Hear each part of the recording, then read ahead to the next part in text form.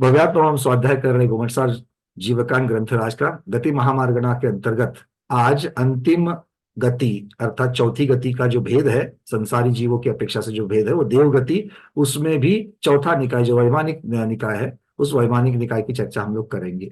एक प्रश्न हमारे पास पहुंचा है, श्रीयुत आनंद हेगड़े जो मेलबर्न ऑस्ट्रेलिया में रहते हैं, उन्होंने भेजा है कि जल के अंदर से सूर्य परिक्रमा सूर्य की परिक्रमा, विमान की परिक्रमा कैसे पॉसिबल है।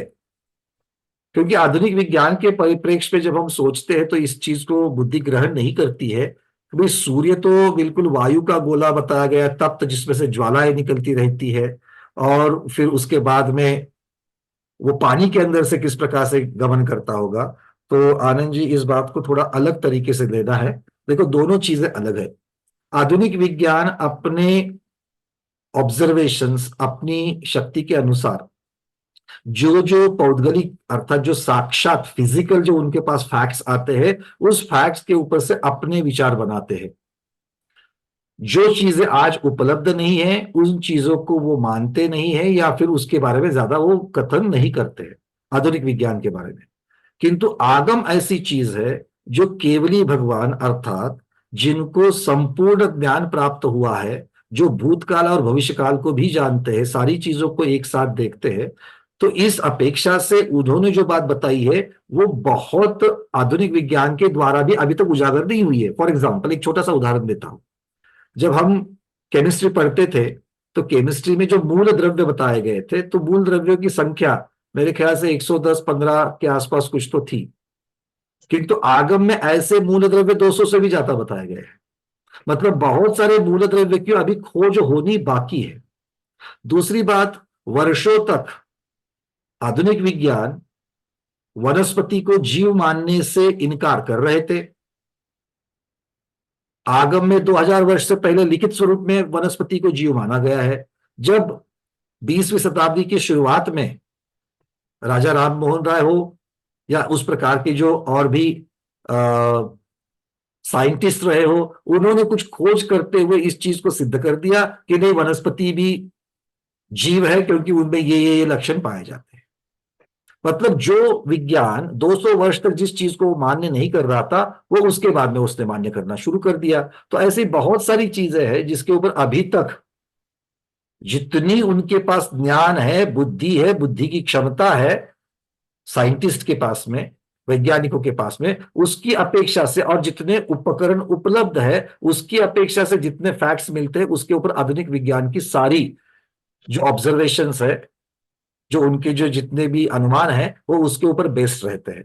किंतु आगम का ऐसा नहीं है। दूसरी बात, आगम को समझने के लिए आगम का आज जितना तथ्य उपलब्ध है, आज जितना आगम उपलब्ध है, ग्रंथ उपलब्ध है, उतने ही माध्यम से हम जिसको पढ़ने वाले, हाँ शोभना दीदी, जगदीश चंद्र बोस बोलना चाहिए था, राजा राम मोहन राय निकल गया मेरे मुख से, जगदीश चंद्र बोस बोलना चाहिए था। तो खैर, जितनी बुद्धि हम लोगों को है उसकी अपेक्षा से उसके अर्थ किए गए हैं। आचार्यों ने भी उनके पास जितनी इंफॉर्मेशन पहुंची उतना उन्होंने उसका अर्थ किया है। किंतु इसका अर्थ ये नहीं होता कि केवली भगवान ने क्या देखा और किस प्रकार से देखा उसको किस प्रकार से तर्क से बताया जाए। सबसे बड़ा जो डिफरेंस है, हम लोग आधुनिक विज्ञान को और आगम में बताई चीजों को मेल, दोनों में हम लोग तुलना कर रहे हैं, हम लोग उसको तुलनात्मक रीत्या से देख रहे हैं। किंतु दोनों चीजें अलग अलग है। जैसे मैंने चंद्र और सूर्य के जो डायमेंशंस बताई गई है, उसका पृथ्वी से अर्थ जितना अंतर बताया गया है, उनकी अपेक्षा से ये चीजें मेल नहीं खाती है। एक सूर्य के, एक चंद्र के परिवार में 88 ग्रह बताए गए हैं, यहां पर वो 88 ग्रह नहीं मिलते हैं। इसका अर्थ यह कि अभी जो आधुनिक विज्ञान जिसको सौर मंडल कह रहा है, वो सौर मंडल कुछ अलग है। और यहां पर जो हमारे आगम में जितना बताया गया है, ग्रंथों के द्वारा जितना, धर्म के ग्रंथ में जितना बताया गया है, वो विज्ञान कुछ अलग है, वो कुछ अलग चीजों की रचना की बात कर रहे हैं। इसलिए उन दोनों का संबंध हम जबरदस्ती लगाने का प्रयास करेंगे तो एक से दूसरी चीजें अलग अलग दिखेगी ही दिखेगी। इसलिए हमको दोनों चीजों को अलग अलग परिप्रेक्ष्य में देखना पड़ेगा। अभी का सौर मंडल की जो बातें चल रही है आधुनिक विज्ञान की, वो उस तथ्यों के आधार पर है, उन तथ्यों की अपेक्षा से उसकी तरफ देखे। ये चीज कोई अलग है, इसका अभी तक पूरा इंफॉर्मेशन अवेलेबल नहीं है कि एक चंद्र के परिवार में 88 ग्रह होते हैं, मतलब एक चंद्र मंडल या एक चंद्र का परिवार किस प्रकार से होता है, ये देखना चाहिए। दूसरी बात, अब तक सूर्य कहीं पर भी प्रदक्षिणा, किसी की भी प्रदक्षिणा नहीं करता है, चक्कर नहीं लगाता है, ये आधुनिक विज्ञान कहता था। किंतु आधुनिक विज्ञान के ही कुछ साइंटिस्ट ने यह सिद्ध कर दिया कि जो सूर्य है, बाकी के ग्रह गोल तारा तो उसकी परिक्रमा करते ही करते हैं, किंतु सूर्य को अगर हम फोर्थ डायमेंशन, थर्ड डायमेंशन के अगर देखा जाएगा तो वो भी किसी ना किसी, वो एक जगह पर स्थिर नहीं है, तो उसका भी मार्ग उन्होंने स्पाइरल की अपेक्षा से बताया। सर्पाकार जिसको कहा जाता है, उस प्रकार से उन्होंने उसका बताया। उसका एक वीडियो बहुत सुंदर आया है, अगर मेरे पास उपलब्ध हो, शायद होगा मेरे पास संकलन में, तो वो भी मैं आप लोगों से साझा करूंगा। तो वो किसकी कर रहा है? तो आधुनिक विज्ञान कहता है कि गैलेक्सी, अर्थात जो पूरा एक गैलेक्सी कहलाती है, उस गैलेक्सी के कोई एक डायरेक्शन की अपेक्षा से वो उसका परिक्रमा कर रहा है, और उसका उन्होंने स्पीड भी बता दिया। तो इसका अर्थ यह है कि आधुनिक विज्ञान अपने तथ्यों के ऊपर चल रहा है, धर्म ग्रंथ अपने तथ्यों के ऊपर चल रहे हैं। दोनों का जबरदस्ती मेल लगाने की जरूरत नहीं है, क्योंकि दोनों चीजें अलग अलग है। इनको सबसे पहले समझना चाहिए। दूसरी बात यह है कि जिस लवण समुद्र की हम बात कर रहे हैं, वो लवण समुद्र आज यहां पर हमारे लिए ना आधुनिक विज्ञान के शास्त्रज्ञों को मिला हुआ है, ना हम लोगों ने किसी को देखा हुआ है, बस हमारे पास इंफॉर्मेशन पहुंची है। अब वो किस परिप्रेक्ष्य में लवण समुद्र की बात कर रहे हैं, क्योंकि जगती के नीचे तो पानी कहां पर है, वो तो समतल लेवल में है, किंतु वहां से शिखा बढ़ते बढ़ते बढ़ते बढ़ते जा रही है। तो कोई भी वही कहेगा कि पानी, आधुनिक विज्ञान तो ये कहता है कि पानी जो है वो पानी हमेशा समतल में रहता है। आप सब लोगों ने देखा होगा कि अगर कांच की भी अगर मान लो कोई अलग अलग आकार की अगर नलियां बनाई जाए, और अगर उसमें दोनों तरफ से अगर पानी डाला तो पानी जो है वो हमेशा समतल पर रहता है। और यहां पर पानी समतल की बात नहीं हो रही, तो शिखा की मतलब उसके इस प्रकार से चोटी बनने की बात हो रही है। इसका अर्थ है कि कुछ तो अलग है। अब जैसे गुरुत्वाकर्षण हमारे यहां पर है, तो गुरुत्वाकर्षण की अपेक्षा से मैंने यहां पर अगर मान लो जंप कर दिया, तो जिस वेग से मैं वापस नीचे आता हूं, जिस गति से मैं नीचे आता हूं, अगर मैं यही धारणा को अगर मैं आग्रह करता हूं कि अरे ये यहां पर ऐसा मेरे साथ में घटित हो रहा है, तो चंद्रमा, जिसको आधुनिक विज्ञान चंद्रमा कहता है, तो उसके ऊपर भी इसी प्रकार की चीज होनी चाहिए। प्रश्न को समझना, या मैं जो बात कह रहा हूं वो समझना। अगर मैं ऐसा आग्रह करता हूं, ऐसा जीव कौन है कि जिसको मालूम नहीं कि बाकी ताराओं के ऊपर क्या होता है, गुरुत्वाकर्षण क्या होता है, उसको मालूम नहीं है। उसको सिर्फ इतना मालूम है कि अगर मैं यहां पर अपनी जगह पर अगर मैं जंप करूंगा, छलांग लगाऊंगा, तो मैं वापस उतने ही वेग से वापस नीचे आ जाऊंगा। तो चंद्रमा के ऊपर जो आधुनिक विज्ञान जिसको चंद्रमा मानता है, वहां जाने के बाद भी ऐसा ही होगा मेरे साथ में। पर क्या वैसा होता है? वैसा नहीं होता है। तो जिसको ये मालूम नहीं है, उसके लिए ये ग्रहण करना, उस बात को ग्रहण करना बड़ा मुश्किल रहता है, क्योंकि वो अपनी बुद्धि के अनुसार उस चीज को ग्रहण करता है। इसीलिए दोनों चीजें अलग अलग है, समझने के लिए अलग अलग है।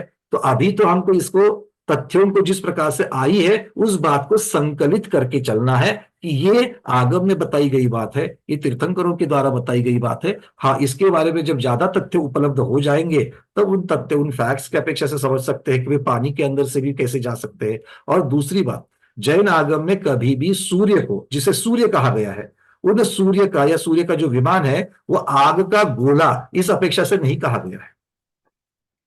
सिर्फ नाम का सिमिलैरिटी होने से, नाम साधर्म्य होने की वजह से वहां का सूर्य और यहां का सूर्य एक जैसे ही स्वरूप वाला है, ये मानने की जरूरत नहीं है। वहां का चंद्रमा, आगम का चंद्रमा, और अभी जिसे चंद्रमा कहा जा रहा है, उसको एक जैसा मानने की जरूरत नहीं है, क्योंकि दोनों के डिस्टेंस आदि चीजों में बहुत बड़ा फर्क है। इसलिए दोनों चीजें अलग अलग है। इसीलिए नाम साधर्म्य की अपेक्षा से उसको कह देना। जैसे आगम में गंगा और सिंधु नदी कहा गई है, किंतु हम आज चक्रवर्ती के बिना वहां तक जाने में असमर्थ है।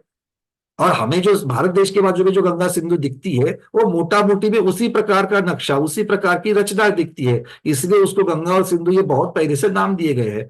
तो नाम निक्षेप अर्थात ये ज्ञान में इस प्रकार से कहा जाता है कि जो कथन करने की पद्धतियां होती है, किसी भी चीज को एक्सप्लेन करने की जो पद्धतियां होती है, उसमें नाम निक्षेप नाम की एक पद्धति होती है। इसका अर्थ है कि जो बड़ी चीजें होती है, जिनका रेफरेंस, संदर्भ दिया जा सके, जिनको संदर्भ माना जा सके, या किसी को मान लो कि पूज्य माना जा सके, ऐसी चीजों के नाम जिनमें वो योग्यता नहीं है उसको भी दिए जाते। जैसे किसी का नाम रामचंद्र रखा है, अब वो राम के जैसा एक पत्नी एक बानी है क्या?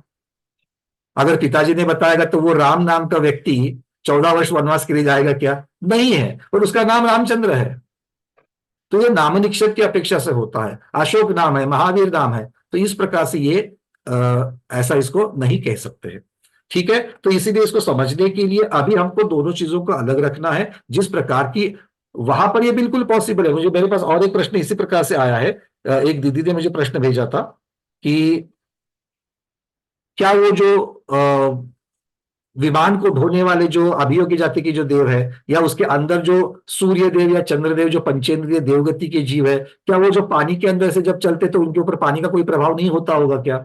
बिल्कुल होने का जरूरत ही नहीं है, क्योंकि उनका यहां पर तो मैं और कुछ चीज बता सकता हूं, देव और वो जो अभियोग्य जाति के देव हो या फिर साक्षात वहां पर सूर्य या चंद्रदेव हो, क्योंकि उनका शरीर वैक्रिक वर्गनाओं से बना हुआ है, वैक्रिक शरीर है, और वैक्रिक शरीर जो है वो विक्रिया करने के योग्य है, और उनका शरीर पानी में से क्या सूक्ष्म छिद्र में से भी यहां से वहां जा सकता है, क्योंकि वैक्रिक वर्गना औदारिक वर्गना से कम स्थूल है, या यूं कहिए ज्यादा सूक्ष्म है। तो ये ज्यादा सूक्ष्मता वाला, ये तो वैज्ञानिक बात हो गई उनकी सूक्ष्मता की अपेक्षा से, इसका मतलब है और भी सूक्ष्मता से वहां से जा सकते हैं। तो इसीलिए उन देवों के शरीर हो, उन विमानों को हो, या उसके अंदर जो विराजमान पंचेंद्रिय सैनी देव है, उनको भी इसके कोई प्रभावित होने की जरूरत नहीं है, क्योंकि अनादिकाल से व्यवस्था वैसी है। देखो, छोटा सा उदाहरण देता हूं मैं आपको। आप और हम, अगर हम अभी पानी में, तालाब में या कुएं में अगर हम लोग गिर जाए, अगर हम लोग छलांग लगाए और पानी के नीचे चले जाए, तो कितनी देर तक हम लोग सांस रोक करके रह सकते हैं?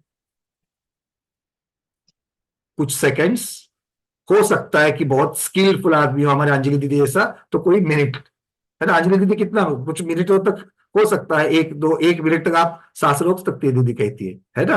किंतु आप और हम सभी जब अपने माता के उदर में जब थे, माता के गर्भ में थे, आधुनिक विज्ञान भी मानता है कि वहां पर पहले, सबसे पहले जब हम जीव थे, छोटे थे बिल्कुल, उसमें कुछ शुरुआत के महीनों में पूरा का पूरा हम लोग लिक्विड के अंदर थे, पानी के अंदर जो द्रव रहता है उस द्रव के अंदर डूबे हुए थे। फिर वहां पर डूब करके क्यों नहीं मरे?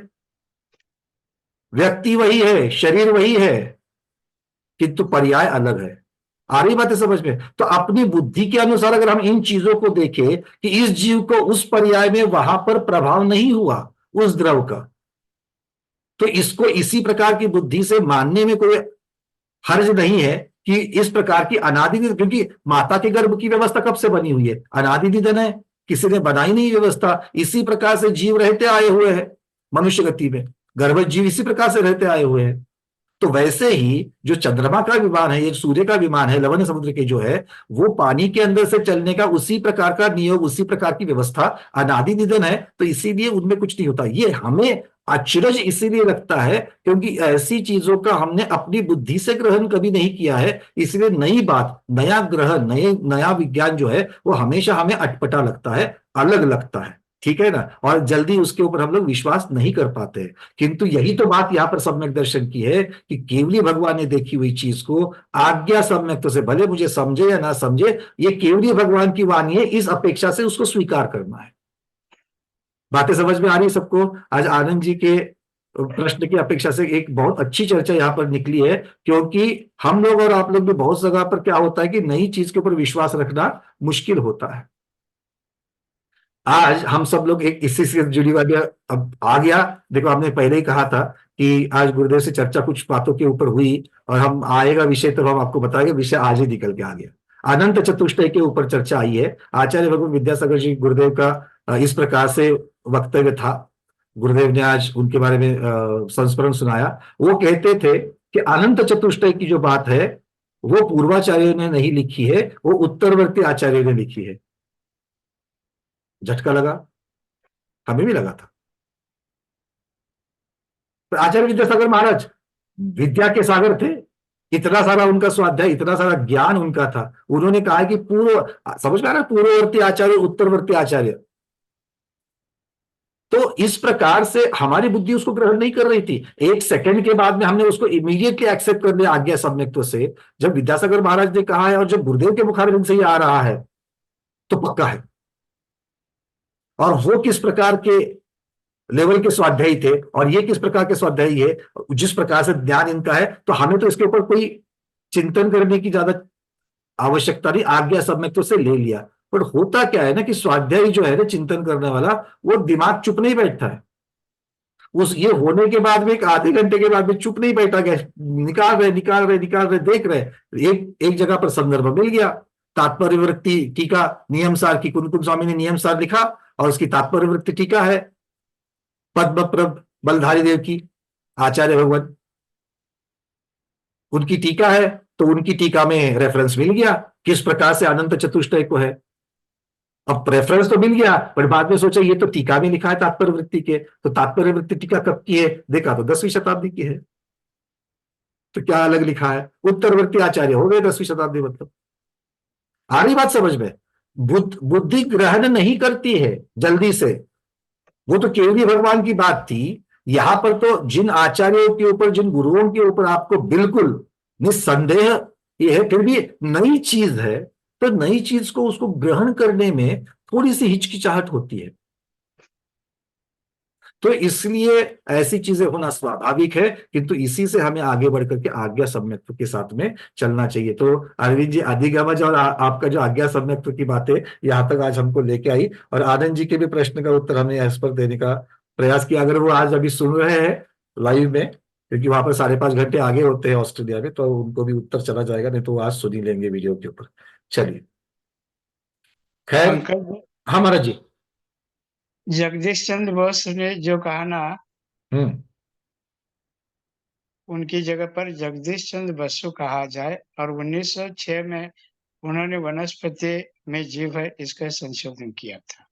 आचार्य श्री बसु और बोस एक ही है, चटर्जी चट्टोपाध्याय, बैनर्जी बंदोपाध्याय, ये अंग्रेजों ने इसका अपभ्रंश किया है। ओरिजिनल नाम भारतीय संस्कृति की अपेक्षा से देखा जाए तो बसु है, किंतु अंग्रेजी में उसका बोस हो जाता है, और अच्छा, चटर्जी का चट्टोपाध्याय हो जाता है, बंदोपाध्याय का बैनर्जी हो जाता है। इस प्रकार से ये है, तो दोनों भी नाम पर्यायवाची मानना चाहिए उसके लिए। ठीक।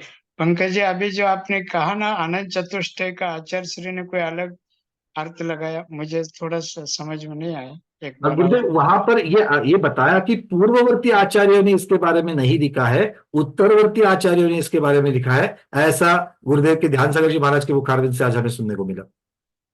क्या लिखा है? अनंत ज्ञान, अनंत चतुष्टय, ये जो संकल्पना है, अनंत सुख, अनंत ज्ञान, अनंत वीर्य आदि जो 4 अनंत चतुष्टय कहे जाते हैं, इसके बारे में उल्लेख पूर्ववर्ती आचार्यों के नहीं किया है, उत्तरवर्ती आचार्यों ने किया। किंतु ये ऐसा नहीं कि वो नहीं होता है, इस ऐसी चर्चा नहीं है कि उनमें नहीं होता है, इसको युक्ति से, पूर्ववर्ती आचार्यों ने युक्ति से इसको बता दिया गया है कि भाई जब मोहनीय कर्म का नाश हो गया, तो सम्यक दर्शन मोहनीय की अपेक्षा सम्यक दृष्टि जो है, चौथे गुणस्थानवर्ती सम्यक दृष्टि और 13वें गुणस्थानवर्ती सम्यक दृष्टि, इनमें भले क्षायिक सम्यक दृष्टि चतुर्थ गुणस्थानवर्ती हो और 13वें गुणस्थानवर्ती अगर सम्यक दृष्टि हो, तो इनके सम्यक दर्शन के शक्ति की अपेक्षा अविभागी प्रतिच्छेद की अपेक्षा से फर्क होता है, क्योंकि सम्यक्त्व वर्धिनी क्रिया है, अर्थात सम्यक्त्व में वर्धन होता है, जैसे चारित्र में वर्धन होता है, सम्यक्त्व में भी वर्धन होता है। तो चतुर्थ गुण स्थानवर्ती जीव सुखी है, कब सुखी है, जब उसे सम्यक्त्व की महिमा पता चलती है और वो मिथ्यात्व की अपेक्षा, उसकी धारणा सही है, इस अपेक्षा से वो सुख मानना चालू कर देता है, उसको इस बात का दुख नहीं होता है, तो सुख मानना चालू करता है, अर्थात सम्यक्त्व में सुख मानना, ये एक बात है। और दुख क्यों होता है, क्योंकि जहां पर दुख नहीं है वहां पर सुख है, इनडायरेक्टली, क्योंकि दुख जो है, दुख अलग है और दुखी होना अलग है। तो अगर हम कर्म सिद्धांत की अपेक्षा से देखेंगे, तो दुख मुख्यता से जो है वो असाता वेदनीय कर्म का काम है, वो दुख तो उत्पन्न करता है, किंतु जीव दुखी क्यों होता है, दुखी कषाय की अपेक्षा से दुखी होता है, राग द्वेष के कारण दुखी होता है। जैसे उदाहरण में भी मुनि महाराज को, जिनको राई के दाने से भी दुख होता था, किंतु आगे चलने के बाद में शालिनी के दांत का उपसर्ग उन्होंने सहन कर दिया, तो वही जीव है, सहन कर रहा है, दुखी नहीं हो रहा है। वेदना नहीं हो रही थी क्या, वेदना यहां भी है, वेदना वहां पर भी है, राई की वेदना को वेदना मान करके दुखी हो रहे थे, यहां पर शालिनी के दांत की वेदना को वेदना नहीं मान रहे थे, क्योंकि कषाय की बंधता थी, या कषाय वहां पर बाद में वितराग अपेक्षा से वो निकल गए। तो कहने का तात्पर्य ये है कि जहां पर दुख नहीं है, जब जीव दुखी नहीं है, इसी का अविनाभावी होता है सुखी है। तो जहां पर मोहनीय कर्म की अपेक्षा से देखा जाए तो चारित्र मोहनीय का भी जब नाश हो जाता है और जब दर्शन मोहनीय का भी नाश होते जाता है, इन दोनों की अत्युच्च अवस्था कहां पर मिल जाएगी? चारित्र मोहनी की अपेक्षा और दर्शन मोहनी की अपेक्षा तो 13वें गुण स्थान में केवल ज्ञान की अपेक्षा से मिल जाएगी। तो केवल ज्ञान में दुख नहीं है, दुखी होना भी नहीं है, और सम्यक्त्व और चारित्र की जहां पर उत्कृष्टता है अविभागी प्रतिच्छेद की अपेक्षा से भी, इसका अर्थ है कि वहां पर अनंत सुख है। तो ये युक्ति से ये वहां पर सिद्ध होता है। तो हमने प्रतिप्रश्न किया था गुरुदेव को आज कि गुरुदेव फिर अगर इतना सारा युक्ति से अगर ये सब सिद्ध होता है तो भी उसका डायरेक्टली क्यों प्रतिपादन नहीं किया गया? डायरेक्टली इन चार गुणों का जब अष्ट महाप्रातिहार का वगैरह वर्णन आता है तो चार इन गुणों का सीधे सीधे गाथाओं में या सीधे सीधे पूर्वाचार्य ने क्यों वर्णन नहीं किया? तो गुरुदेव के मुखारविंद से बड़ी महत्वपूर्ण बात निकली कि उन्होंने कहा कि देखो, हर समय जो अलग अलग समय अगर हम लोग शताब्दियों के देखेंगे तो जो सामने जो शिष्य होते हैं, जो समाज होती है, जो पढ़ने वाले होते हैं, जिनको समझना है, तो उनकी जो बुद्धि की क्षमता है उस बुद्धि की क्षमता की अपेक्षा से उपदेश किया जाता है। जहां पर सामने बैठे हुए जो जीव है, वो स्वाध्यायी हो या जो भी भव्य आत्मा हो, अगर उनकी बुद्धि की क्षमता थोड़ा सा बता देने में अगर जो युक्ति से अपना सारा कुछ उसका चिंतन कर सकते हैं, वहां पर सारी चीजें बताने की जरूरत नहीं होती। अगर ऐसा नहीं होता तो उमा स्वामी महाराज ने तत्वार्थ सूत्र के जैसा ग्रंथ ही नहीं बना होता, क्योंकि तब ऐसे जीव थे कि जिनको तत्वार्थ सूत्र के इतने सूत्र पढ़ने के बाद में उनको पूरा का पूरा मोक्ष मार्ग समझ में आता था। और आज के जीवों को सर्वार्थ सिद्धि पढ़ने के लिए सिर्फ एक बार पढ़ने के लिए 25 महीने लग रहे हैं, है या नहीं है? तो इस प्रकार से जब देखा जाए तो ये भी बिल्कुल ये मतलब युक्ति संगत है, ये तर्क संगत है ये बात, कि जिस प्रकार से बुद्धि की हीनता हो रही है, उतना विस्तार उसको समझ में जरूरत है।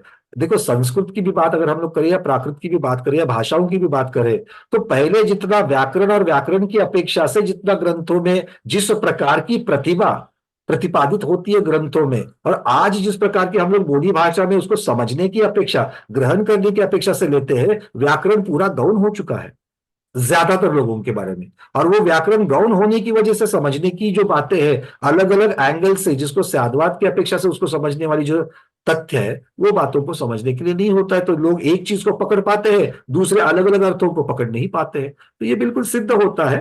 तो बस कहना उतना ही था कि आचार्य भगवान विद्यासागर महाराज का कि पूर्ववर्ती आचार्यों ने सीधे सीधे अनंत चतुष्टय का वर्णन नहीं किया है, युक्ति संगत है, और उत्तरवर्ती आचार्यों ने उसको और भी फिर बता करके विशद किया। इतना सा ये विषय था गुरुदेव। जी ठीक। चलिए, दीपा दीदी आपने हैंड रेज किया है, आगे बढ़ेंगे हम अपने इस विषय की तरफ आज।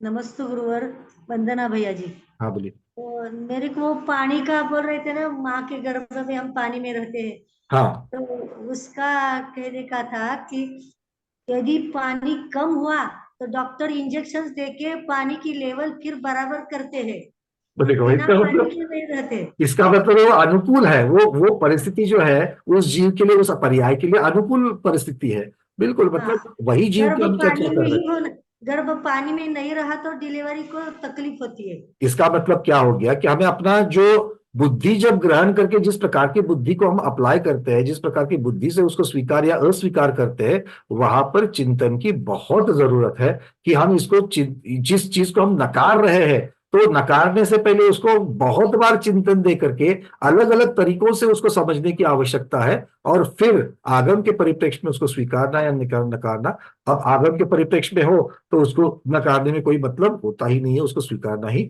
जरूरी, क्योंकि वो ज्यादा बुद्धिमान की यहाँ से आया हुआ विषय है। चलिए आगे बढ़ते हैं आज के स्वाध्याय में। आज हम चलेंगे वैमानिक देवों की तरफ। आज ऊर्ध्व की सैर को हम लोग शुरुआत कर लेते हैं।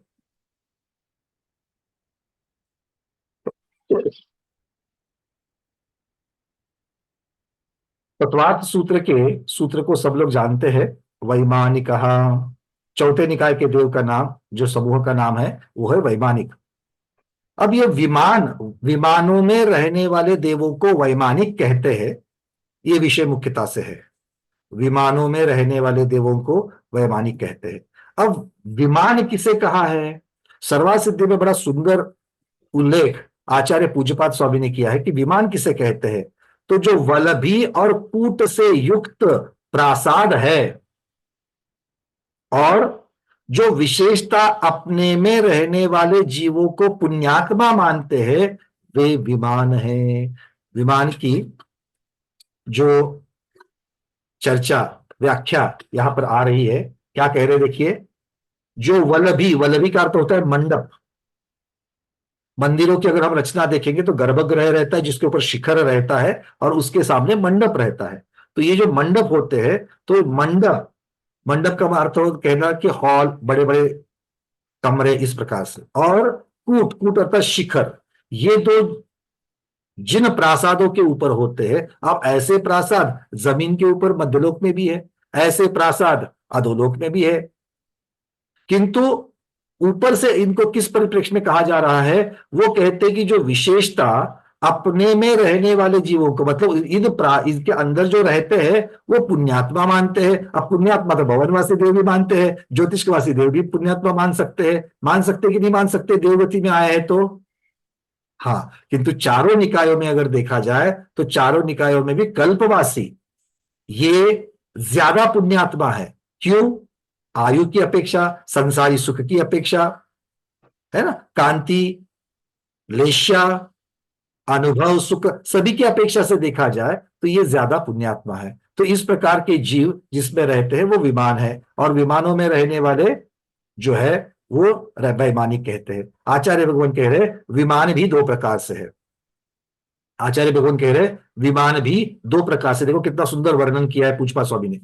वो कहते हैं एक विक्रिया से उत्पन्न और दूसरे स्वभाव से उत्पन्न। क्या कहते हैं? विमान दो प्रकार के, एक विक्रिया से उत्पन्न है। विक्रिया से उत्पन्न विमान किस प्रकार से होंगे? जब भी सौदर्भ या बाकी देवों को जब मान लो कहीं गमन करना है, मध्यलोक में आना है, अधोलोक में जाना है, तो वो विमान का प्रवेग, विमान मतलब ऐसा एक व्यवस्था, ऐसी व्यवस्था कि जिसका उपयोग करके गमनागमन किया जाता है। अब ये जो है ये कहते हैं विक्रिया से उत्पन्न है, और ये टेम्पररी रहते हैं, विनश्वर होते हैं। पहले प्रकार के विमान बिल्कुल है। अभियोग्य जाति का जो देव है वो ऐरावत हाथी का विमान बन गया। कितनी देर तक रहेगा? जब तक काम है तब तक रहेगा। और वैसे भी विक्रिया एक मुहूर्त तक, अंतर मुहूर्त तक बताइए, उसके बाद में फिर से विक्रिया चेंज होती है, तो ये विनश्वर होते हैं। और दूसरे जो है वो स्वभाव से उत्पन्न है, अविनश्वर अर्थात परमानेंट है, अनादि निधन है, परम रम्य है। और क्या क्या बताया उसको? अविनश्वर, नित्य, नित्य का मतलब ही क्या हो जाता है? अविनश्वर होता है, इनका नाश नहीं होगा। अविनश्वर, नश्वरता की अपेक्षा से नाश नहीं होगा, तो नाश नहीं होगा मतलब फ्यूचर में भी, भविष्य में भी ये टिके रहेंगे। किंतु नित्यता कहने से तीनों कालों की अपेक्षा से नित्यता आ गई। भूतकाल में भी थे, वर्तमान में भी है और भविष्य में भी रहेंगे, तो नित्यता भी होती है। और ये स्वभाव से उत्पन्न है, अर्थात इनकी रचना किसी ने की नहीं है, ये अकृत्रिम है। स्वभाव से उत्पन्न का अर्थ क्या होता है? ये अकृत्रिम है। ये कौन से है? तो ये सब जानते हैं कौन से है। जो ऊर्ध्वलोक में जो इतने सारे विमान स्थिर है, कभी भी गमनागमन नहीं करते हैं, अपने जगह पर स्थिर है, ठीक है ना। ऊर्ध्वलोक के विमानों को जानते कि नहीं जानते हो? हाँ, तो थोड़ा सा चेहरे से बताओ कि आपको ये सारी चीजें मालूम है ना। ऐसा लग रहा था जैसे शायद आप पहली बार सुन रहे हो। नहीं ना? हाँ, वैमानिक रहते सब लोगों को पता है। ठीक है, प्रश्न को लूंगा मैं बस थोड़ी सी देर में। अब आचार्य भगवान कहते हैं अब ये जो स्वभाव से उत्पन्न विमान है, ये भी तीन प्रकार के होते हैं। क्या कहते हैं? ये भी तीन प्रकार के होते हैं। अब वो तीन प्रकार कौन कौन से हैं? इंद्रक विमान, श्रेणीबद्ध विमान और प्रकीर्णक विमान, है ना। अब ये विमान भी तीन प्रकार के होते हैं। इतना ही वाक्य जब तक मैंने कहा था तो दिमाग में उथल पुथल मच गई थी एक दो क्षण के लिए, हाँ या ना? आपके चेहरे बता रहे थे। और जैसे मैंने इंद्रक कहा, आगे के दो नाम अपने आप आ गए, है ना, श्रेणीबद्ध। मतलब देखो, मैं ये कह रहा था कि जब ज्ञान को हम लोग ग्रहण करते हैं तो शुरुआत में कभी कई बार ऐसा लगता है कि ये नई चीज है, और नई चीज कहते ही उथल पुथल मच जाती है। ये उथल पुथल किस चीज की है, उसको अंदर कैसे ले ले, उसको ग्रहण कैसे करे, और फिर एक बार परिचय कहे फिर ठीक है। दरवाजा खोलने में तो थोड़ा होता ही है ना, दरवाजा खोलते हिचकिचाहट रहती है, कौन है, नया है कि पुराना है। अब पहचान वाला है तो जल्दी से आ जाओ आ जाओ ऐसा कह देते हैं ना। अगर पहचान वाला नहीं है तो कौन है भाई, क्या है, क्या काम है, क्या बिना पहचान वाले को भी बिल्कुल घर में अंदर ही ले लेते हो, नहीं ना। बस ज्ञान का भी ऐसा ही है, ठीक है ना। चलिए, हाँ, हेमा दीदी, वल्लवी का मतलब मंडप बताया है, बड़े बड़े हॉल या कमरे इस प्रकार से लगा लेना। चलिए, अब यहां से मैं आपको शेयर कर रहा हूं स्क्रीन कि ये किस प्रकार से इंद्रक, प्रकीर्णक और श्रेणीबद्ध विमान किस प्रकार से होते हैं। ये एक रचना है, इसमें जो आपको छोटे छोटे बिंदु दिख रहे हैं, रचनाएं दिख रही है, उन सबको विमान मानना, उन सबको क्या मानना है, विमान। इतने बहुत सारे होते हैं, लाखों में होते हैं। तो किस प्रकार से है, अब ये विमानों की तरफ देखना है तो देखो, सबसे बीचों बीच में एक तो लाल कलर का दिख रहा है, ये समझने के लिए हमने उसको अलग से कलर दिया है। ऐसा मत सोचना कि इंद्रक विमान लाल कलर के होते हैं, या यहाँ पर जो वर्ण दिए हैं उस प्रकार के होते हैं, ठीक है ना। ये समझने के लिए है। तो बीचों बीच कौन सा विमान है, इंद्रक विमान। तो सबसे बीच में विमान होता है, उसे इंद्रक कहेंगे। फिर पूर्व दिशा, पश्चिम दिशा, दक्षिण दिशा और उत्तर दिशा, इन चारों में अगर हम देखेंगे तो चारों में बिल्कुल पंक्तिबद्ध, एक के पीछे एक के पीछे एक लाइन में सीधे दिख रहे हैं, है कि नहीं है। इन्हें कहते हैं श्रेणीबद्ध। श्रेणी का अर्थ होता है पंक्ति, तो श्रेणीबद्ध कहो, पंक्तिबद्ध कहो, आगम में इनका नाम श्रेणीबद्ध आ गया, ठीक है। याद रखने के लिए, जिनको याद रखने के लिए सुविधा नहीं होती है और कंफ्यूजन होता है भैया प्रकीर्णक कौन सा और श्रेणीबद्ध कौन सा, तो समझ में रखने के लिए हम कह रहे हैं श्रेणी का अर्थ होता है पंक्ति, लाइन, और बद्ध मतलब उसके अनुसार, तो इसलिए याद रखने के लिए श्रेणीबद्ध। दिख रहे सबको। चलिए, और इनको छोड़ करके इन चारों श्रेणीबद्ध के अंतर्गत बहुत पुष्प के जैसे जैसे बिखरे हुए फूल रहते हैं, ऐसे इतस्ततः यहां वहां बिखरे हुए कुछ कुछ विमान दिख रहे हैं, उनको कहते हैं प्रकीर्णक विमान, ठीक है। तो अब यहां पर बताइएगा, अब ये एक पटल मतलब एक, जैसे हम लोगों की बहुत बहुमंजिला बिल्डिंग के ऊपर एक मंजिल में 4 फ्लैट होते हैं, 10 फ्लैट होते हैं, 5 फ्लैट होते हैं ना, तो ये एक फ्लोर की रचना हो गई। ऐसे प्रत्येक फ्लोर पर है, ऐसा कहते हैं कि नहीं। तो ये क्या है, एक फ्लोर को यहां पर एक पटल कहा जा रहा है। क्या कहते हैं इसको, एक पटल। एक पटल मतलब एक समतल भाग में इस प्रकार की रचना है, और ऐसी ही रचना अलग अलग लेवल में अलग अलग समतल भागों में है। तो एक पटल की अगर हम रचना को देखेंगे तो इंद्रक ज्यादा है, श्रेणीबद्ध ज्यादा है, या प्रकीर्णक विमान ज्यादा है। सीधी बात है, प्रकीर्णक विमान ज्यादा है, उससे कम श्रेणीबद्ध है, और उससे कम इंद्रक है। इंद्रक तो एक लेवल में एक ही होगा, ठीक है। क्लियर है सबको ये। अब दूसरी बात, अगर आप चित्रों को देखेंगे तो हमने यहां पर कुछ रंग संगति का उपयोग करके कुछ दर्शाने का प्रयास किया है, और वो क्या है, तो अगर हम पूर्व दिशा देखो, मैप जब भी, नक्शा जब भी रहता है, उसके राइट साइड में जो दिशा है वो पूर्व रहती है। एक्चुअल दिशाओं को छोड़ दो, राइट साइड में अगर मैं नक्शा मेरे सामने खड़ा कर दूंगा तो उसके राइट साइड में पूर्व रहती है, लेफ्ट साइड में, बाई साइड में पश्चिम, नीचे की तरफ दक्षिण और ऊपर की तरफ उत्तर रहती है, ये हमेशा, ठीक है। तो यहां पर देखेंगे पूर्व, दक्षिण और पश्चिम, इन 3 दिशा के श्रेणीबद्ध विमान एक ही प्रकार के वर्णों, एक ही प्रकार के कलर, डार्क नीले कलर से दिखाए गए हैं, और उत्तर दिशा का जो है वो लाइट ब्लू दिखाया गया है। फर्क दिख रहा है सबको। अब इसका अर्थ है कुछ तो इसके पीछे बताने की प्रयास किया जा रहा है। ये इसलिए है कि ये जो 3 श्रेणीबद्ध दिखाए गए हैं, पूर्व, पश्चिम और दक्षिण, ये 3 जो है ये दक्षिणेंद्र के अंतर्गत ये विमान आ जाते हैं। और इसी के साथ नीचे जो प्रकीर्णक विमान है जो काले कलर से दिखाए गए हैं, वो भी, अर्थात आग्नेय दिशा के और नैऋत्य दिशा के, दिशाएं समझती है कि नहीं समझती है। अंग्रेजी वाले इस प्रकार से समझना, मराठी हिंदी वाले ऐसे समझना, और अंग्रेजी वाले कैसे समझेंगे उसको, साउथ ईस्ट और साउथ वेस्ट। तो साउथ ईस्ट और साउथ वेस्ट में जो दिखाए गए हैं नीचे, वो सारे के सारे दक्षिणेंद्र के अंतर्गत है। तो दक्षिणेंद्र के अंतर्गत क्या क्या हो गया, सबसे पहले तो इंद्रक विमान, पूर्व, पश्चिम और दक्षिण दिशा के श्रेणीबद्ध विमान और उसके बीचों बीच के सभी प्रकीर्णक विमान, इनके ऊपर दक्षिणेंद्र की सत्ता चलती है, दक्षिणेंद्र का आदेश चलता है। ठीक है, ये दक्षिणेंद्र के अधीन है। और उत्तरेंद्र के अधीन क्या क्या होगा? उत्तरेंद्र के अधीन उत्तर गोलार्ध जो है उसके प्रकीर्णक विमान जो यहां पर हरे कलर से बताए गए हैं, और उत्तर दिशा के श्रेणीबद्ध विमान, इतने विमान ही उत्तरेंद्र के अधीन होते हैं। ठीक है, तो उत्तरेंद्र की अपेक्षा दक्षिणेंद्र की सत्ता ज्यादा चीजों पर चलती है। दूसरी बात, दक्षिणेंद्र एक भवावतारी भी होते हैं। क्या कहते हैं? दक्षिणेंद्र एक भवावतारी भी होते हैं। मतलब क्या हो गया कि इस दक्षिणेंद्र की पर्याय से मुक्त हो गए, मनुष्य में आएंगे, दीक्षा लेंगे, श्रेणी आरोहण करेंगे और सिद्ध पद को प्राप्त करेंगे। ये नियम है। क्लियर हो गया? चलिए, तो इसका मतलब दक्षिणेंद्र का पुण्य ज्यादा है या उत्तरेंद्र का पुण्य ज्यादा है? दक्षिणेंद्र का पुण्य ज्यादा है, इसीलिए तो उस पुण्य के उदय में ये सारी चीजें हो रही है। आगे बढ़ते हैं। अब ये जो रचना हमने बताई आपको, ये जो दो भाग किए गए, दक्षिण का भाग और उत्तर का भाग, इन्हीं को स्वर्ग कहा गया है। क्या कहेंगे? इन्हीं को स्वर्ग कहेंगे।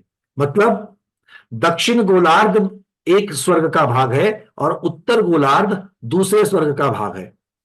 अब चूंकि नक्शा हमने पढ़ने के लिए ऐसा खड़ा किया है, किंतु ये रचना खड़ी नहीं होती है, ये रचना ऐसी समतल होती है, तिर्यक दिशा में, तिरछी दिशा में होती है। सबको समझ में आ गया? मतलब ये इस प्रकार से समतल दिशा में होती है। और इसी को थोड़ा सा समझने, क्योंकि पटलों की रचना किस प्रकार से है ये बहुत लोगों को समझ में नहीं आती है, इसीलिए हमने यहाँ पर एक चित्र का उपयोग कर रहे हैं जो हमारे आधुनिकता के आजकल के उदाहरण की अपेक्षा से है। इसको उदाहरण की अपेक्षा से ही देखना है। ये आप सब लोग देख रहे हो एक चित्र में, क्या दिख रहा है आपको? मल्टी लेवल पार्किंग है ना। आजकल शहरों में क्या, गांवों में कहीं पर भी जाओ तो पार्किंग की बड़ी समस्या है। तो पार्किंग के लिए एक लेवल के ऊपर दूसरी पार्किंग, फिर तीसरी, फिर चौथी, फिर पांचवी, इस प्रकार से पार्किंग करते हैं मल्टी लेवल में। तो ये मल्टी लेवल पार्किंग है। ऐसे ही हमारे स्वर्ग के पटल होते हैं, समझ लेना। पटल का एक भाग, पटल का आधा भाग इधर और आधा भाग इधर। ठीक है, और ये जो गाड़ियां दिख रही है, गाड़ियां मतलब वहां के विमान, इस प्रकार से समझ लेना। बात समझ में आ रही है? तो ऊपर वाला एक पटल है, उसके नीचे वाला एक पटल है, उसके नीचे पटल है, उसके भी नीचे पटल है, उसके भी नीचे पटल है। ऐसे पूरे के पूरे ऊर्ध्वलोक में कितने पटल है? तो आचार्य कहते हैं 63 पटल है। क्या कहते हैं आचार्य? 63 पटल है। और इन्हीं 63 पटलों में हमारे 16 स्वर्ग, 9 ग्रहवेग, 9 अनुदिश और 5 अनुत्तर आते हैं। कैसे आते हैं हम लोग देखेंगे अभी। किंतु इसमें अब जैसे आपको दो भाग दिख रहे हैं, जैसे हमारी बिल्डिंग्स में भी होता है ना, सोसाइटी में अपार्टमेंट्स जहां पर होती है, वहां पर ए विंग, बी विंग है ना। बीच में लिफ्ट रहती है, लिफ्ट से चढ़ करके जाओ, लेफ्ट में जाओगे तो लेफ्ट भी ए विंग है, बी में जाओ तो बी है, या फिर दोनों के लिए अलग अलग भी लिफ्ट हो सकती है, जैसी भी रचना बने, पर दो अलग अलग होते हैं। किंतु फ्लोर क्या कहा जाएगा? फ्लोर, तीसरा फ्लोर है ए विंग और बी विंग। वैसे ही यहां पर तीसरा पटल, तीसरे पटल का आधा भाग दक्षिणेंद्र के पास और उसी का आधा भाग उत्तरेंद्र के पास। तो प्रत्येक पटल का आधा भाग उन दक्षिणेंद्र के पास होगा और बचा हुआ आधा भाग जो है वो उत्तरेंद्र के पास होगा। दक्षिणेंद्र के पास आधा भाग का अर्थ क्या होता है? एक इंद्रक विमान, पूर्व, पश्चिम और दक्षिण दिशा के श्रेणीबद्ध विमान और उसके बीच वाले प्रकीर्णक विमान, ये दक्षिणेंद्र के पास होगा। और हर एक उत्तरेंद्र के पास अपने अपने पटल जितने हैं, और ऐसा नहीं कि दक्षिणेंद्र के पास एक ही पटल होते हैं, बहुत सारे पटल होते हैं। वो प्रत्येक स्वर्ग के कितने पटल है, स्वर्ग युगल कैसे कहे जाते हैं, ये अब सारी चीजें जो है हम लोग देखेंगे। किंतु आप देख रहे हैं ना, अभी आपको जो चित्र में दिख रहा है उसमें अगर मान लो कि ये 4 पटल है और इन 4 पटल का एक स्वर्ग बन जाएगा, तो ए विंग जो है लेफ्ट साइड में जो 4 पटल दिख रहे हैं वो 4 पटल का एक स्वर्ग, और दूसरी साइड की 4 पटल है उसका दूसरा स्वर्ग। तो मान लीजिए उदाहरण के लिए अब 4 पटल वाले अगर हम लोग देखेंगे तो 4 पटल वाले मेरे ख्याल से लांतों का पिष्ट के 4 पटल हो जाएंगे। 4 पटल वाला, चलो ब्रह्म ब्रह्मोत्तर समझ लेते हैं इसको। ठीक है, ब्रह्म ब्रह्मोत्तर में 4 पटल है, तो समझने के लिए सबको क्लियर है? ब्रह्म ब्रह्मोत्तर समझ लो इसको, 4 पटल वाला। तो लेफ्ट साइड में दिख रहा है वो ब्रह्म स्वर्ग है, 4 पटलों का, 4 को मिलकर के ब्रह्म स्वर्ग कहेंगे। तो ब्रह्म स्वर्ग में 4 पटल है, ये लेफ्ट साइड के हो गए, और ब्रह्मोत्तर स्वर्ग जो है उसमें राइट साइड के 4 पटल है। इस प्रकार से समझ लेना, बात क्लियर है? अब कई कई जगह पर दक्षिण का जो भाग है वो दक्षिणेंद्र के पास है, और उत्तर का भाग उत्तरेंद्र के पास है, और इसको कहेंगे 2 स्वर्ग, मतलब एक स्वर्ग युगल।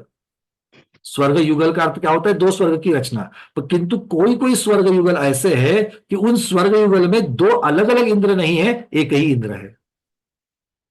तो टोटल अगर हम लोग 16 स्वर्ग देखेंगे, क्योंकि इंद्र आदि की कल्पना कहां तक है? 16 स्वर्ग तक है, कल्पोपपन्न में ही है, उसके ऊपर तो सभी सभी के सभी इंद्र है। तो कल्पोपन्न के 16 स्वर्ग में अगर हम देखेंगे तो नीचे के 2 स्वर्ग युगल, अब 16 स्वर्ग मतलब कितने स्वर्ग युगल हो जाएंगे? 8 स्वर्ग युगल होंगे, है ना? 8 स्वर्ग युगल, 8 ए विंग के, 8 बी विंग के, दक्षिण और उत्तर, इस प्रकार से 8-8 हो जाएंगे।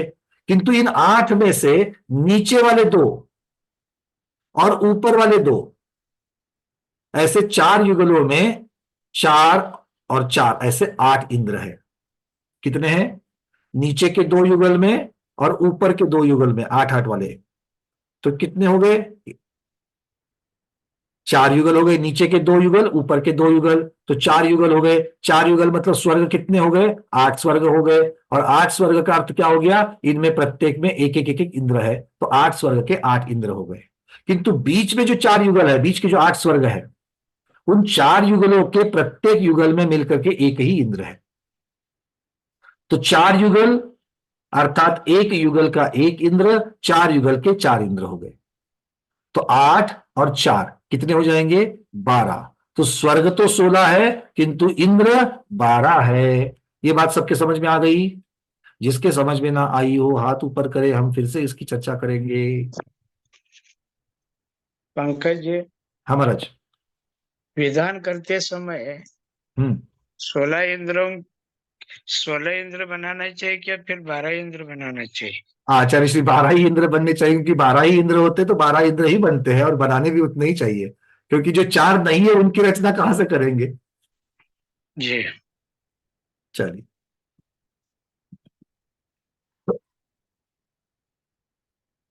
आगे बढ़ते हैं। अब ये जो अभी हमने आपको बताया था उत्तरेंद्र और दक्षिणेंद्र के अंतर्गत, तो ये भी चित्र के द्वारा आपको यहाँ पर देखने के लिए मिलेगा, आपकी पीडीएफ में दिया गया है, ये देख लीजिए। अभी जो बताई वही चीज बता रहे हैं, दक्षिण इंद्र के अंतर्गत का भाग और उत्तरेंद्र के अंतर्गत का भाग। ठीक है, इंद्रक विमान, पूर्व पश्चिम दक्षिण के श्रेणीबद्ध विमान, और नीचे के प्रकीर्णक विमान, ये दक्षिणेंद्र के पास, और बाकी का सब कुछ उत्तरेंद्र के पास, इस प्रकार से बता रहे हैं। अब इसके साथ में रचना कैसी होती है देख लीजिए। ललिता दीदी जो हमारी स्वाध्यायी है, उन्होंने जो हमें कुछ अच्छे अच्छे पीडीएफ भेजे कल, तो उसमें से कुछ तो हमारे पास शायद पहले से भी थे, किंतु नए भी कुछ मिल गए, तो उसमें से अच्छे अच्छे सभी चित्र मिल गए, जिसका हम उपयोग, उन्होंने सम्मति भी दी है कि आप इनका उपयोग अपनी पीडीएफ में कर सकते हो।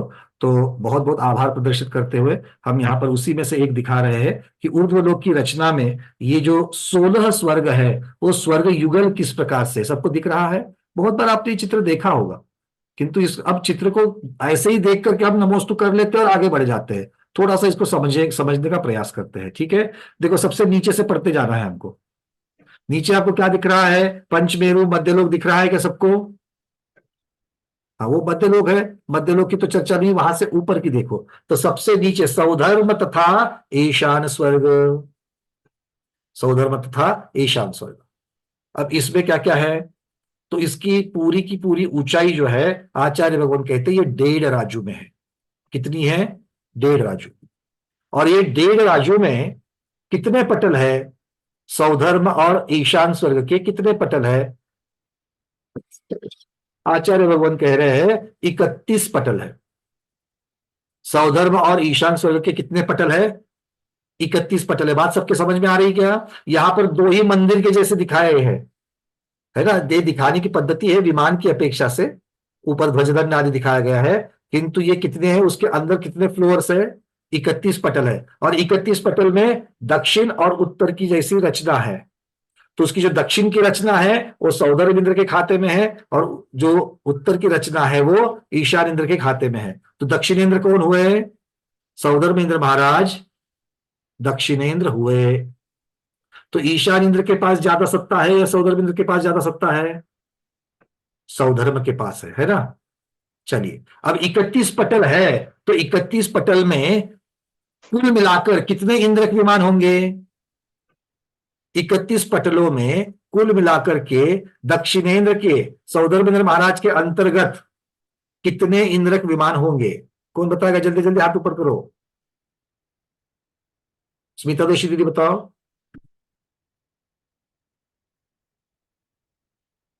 अनम्यूट कर लेना। हाँ, 31 इंद्र, 31 पटल 31 इंद्र। 31 पटल 31 इंद्रक। प्रत्येक पटल, बहुत बढ़िया, प्रत्येक पटल में एक इंद्रक है। ऐसे 31 पटल के 31 इंद्रक हो जाएंगे। और चूंकि सभी इंद्रक ये दक्षिणेंद्र के अंतर्गत आते हैं, इसलिए सौदर्भ इंद्र महाराज जो है उन्हीं के अंतर्गत ये आ जाएंगे। ठीक है, सबको क्लियर है? चलिए, अब इसी के ऊपर देव राजू। अब एक बात देखना, ये स्वर्ग के जो पटल है, अब सौदर्भ इंद्र महाराज का जो सबसे नीचे वाला जो पटल है, उसके बीचों बीच जो इंद्रक विमान है, वो इंद्रक विमान ऑलमोस्ट सुदर्शन मेरु की चोटी को स्पर्श कर रहा है। स्पर्श नहीं करता है, बीच में अंतराल है, एक बाल का अंतराल माना जाता है। कितना अंतराल है? एक बाल का अंतराल है, मतलब उसको छूता नहीं है। पर वहां से ऊर्ध्वलोक जो है वो लिया गया है। तो वहां से शुरुआत होकर के 31 पटल हो जाएंगे। और ये किसके आधार से है? अब ये आधार शब्द जो है, ये आधार शब्द का अर्थ हम लोग जो अपनी बोली भाषा में लाते हैं, अरे वो बहुत अशक्त हो गया है, चलने की भी सामर्थ्य नहीं थी, खड़ा हो रहा था तो भी उसने खंबे का आधार लिया था। क्या कहते हैं? खंबे का आधार लिया था। कहते कि नहीं कहते हैं? कहते हैं। तो वैसे आधार की अपेक्षा यहां पर प्रत्येक बादर जो होती है, जो जितनी भी बादर चीजें हैं, उन बादर चीजों को आधार की आवश्यकता होती है। ध्यान से सुनना हम क्या कह रहे हैं। जितने भी बादर जीव है संसार में, जितने भी बादर जीव है, वो सारे के सारे उनको आधार की जरूरत होती है। सूक्ष्म जीवों को आधार की जरूरत नहीं होती। वो जीव की अपेक्षा वर्णित हो गया। अब यहां पर ये तो पुद्गल है, सारे विमान जितने भी वो सारे के सारे पुद्गल है। अब इनको भी आधार कहा गया। आधार का अर्थ ये कर लेना, ऐसा नहीं कि इसको रखने के लिए हमें कोई चीज चाहिए उसके ऊपर रखे गए हैं, नहीं। तो आधार का मतलब है इनके आजू बाजू में क्या है, ये हमको समझना है। तो आचार्य भगवान यहां पर कह रहे सौधर्म और ईशान स्वर्ग के विमान जलाधार के ऊपर है। जल का आधार है, ऐसा नहीं कि वहां पर समुद्र है और समुद्र के ऊपर है, वो नहीं। जल का आधार का अर्थ क्या होता है? वहां का जो वायुमंडल है, उस वायुमंडल में मुख्यतः से जल बिंदु है, जल कण है, ऐसा इसका अर्थ निकलता है। ठीक है, तो उसके ऊपर ये सौधर्म और ईशान के 31 पटल है। अब इन 31 पटल के ऊपर जाने के बाद असंख्यात योजन का अंतराल है बीच में। कहां पर? तीसरा और चौथे स्वर्ग के पटल शुरू होने के और पहले और दूसरे स्वर्ग के अंतिम पटल 31वें पटल के ऊपर। तो 32वां पटल किसका होगा? 31 पटल सौधर्म ईशान के हो गए, पहले दो स्वर्ग के हो गए। तो 32वां पटल किसका होगा? तीसरे और चौथे स्वर्ग का पहला पटल होगा। बात समझ में आ रही है? तो 32वां पटल किसका होगा? सानत कुमार माहेंद्र। तीसरा स्वर्ग है सानत कुमार, चौथा है माहेंद्र। तो ये सानत कुमार और माहेंद्र की अपेक्षा से पहला पटल, ये हम नीचे से जब चलेंगे तो 32वां पटल होगा। तो ये 32वां पटल और 31वां पटल, इनके बीच में कितना अंतर है? तो आचार्य भगवत कह रहे हैं इनके बीच में असंख्यात योजनों का अंतर है। ठीक है, इसका अर्थ ये नहीं कि पहले 31 पटल एक दूसरे के ऊपर रखे हुए हैं,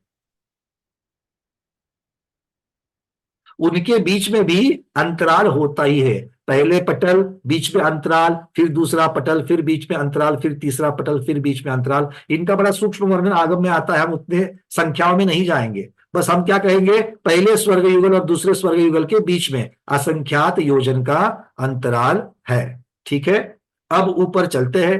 1.5 राजू। अब 1.5 राजू की अगर हम कहेंगे तो तीसरा सानत कुमार और महेंद्र स्वर्ग है।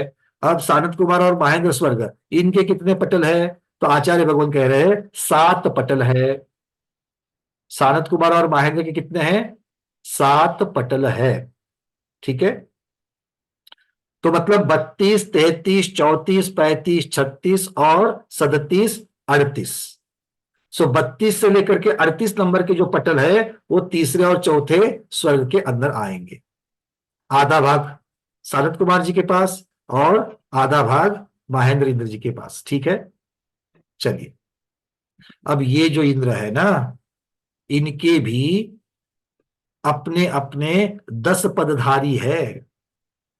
तो सौदर्भ इंद्र के पास भी प्रतिंद्र है, सौदर्भ इंद्र के पास भी त्रायस्त्रीश है, सौदर्भ इंद्र के पास भी अनिक होते हैं, अभियोग्य होते हैं, किलविषक होते हैं। जो 10 पदों की हमने चर्चा की थी वो सौदर्भ के पास भी है, ईशान के पास अपने अपने हैं। सौदर्भ महाराज का जो अभियोग्य जाति का जो देव है वो ईशान महाराज के पास नहीं होगा। क्यों? क्योंकि उसके ऊपर सत्ता अपने अपने इंद्र की चलेगी। क्लियर है? और इससे समझ में भी क्या आता है, वो कौन से सौदर्भ इंद्र महाराज का जो अभियोगी जाति का देव जिस पटल में, जिस विमान में रहता है वो विमान सौदर्भेंद्र के अंतर्गत आएगा।